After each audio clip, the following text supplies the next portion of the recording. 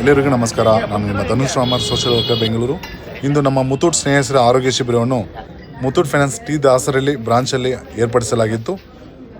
ಬೆಳಗ್ಗೆ 6 ಗಂಟೆಯಿಂದ ಈ ಶಿಬಿರ ಶುರುವಾಗಿ ಶಿಬಿರದಲ್ಲಿ sugar, BP, cholesterol, kidney test, jaundice, BMI ಎಲ್ಲ ಕೂಡ ಟೆಸ್ಟ್ ಮಾಡಿ ಸ್ಯಾಂಪಲ್ ತೆಗೆದು ರಿಪೋರ್ಟ್ ಅವತ್ತಿಂದೇನೆ ಅವರಿಗೆ ಕೊಟ್ಟಿದ್ದೀವಿ.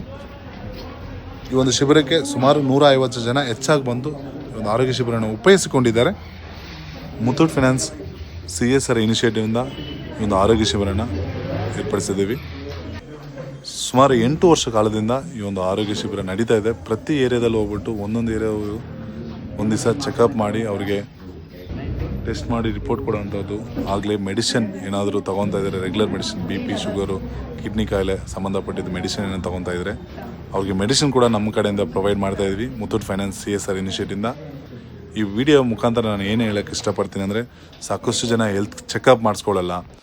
ಈ ಒಂದು ಆರೋಗ್ಯ ಶಿಬಿರ ಕ್ಯಾಂಪ್ ಮಾಡಿದಾಗ ಅವರ ಚೆಕಪ್ ಮಾಡಿಸ್ಕೊಂಡು ಏನೋ ತೊಂದರೆ ಇದ್ದರೆ ಫಸ್ಟ್ ಸ್ಟೇಜಲ್ಲಿದ್ದರೆ ಸರಿ ಮಾಡಿಸ್ಕೋಬೋದು.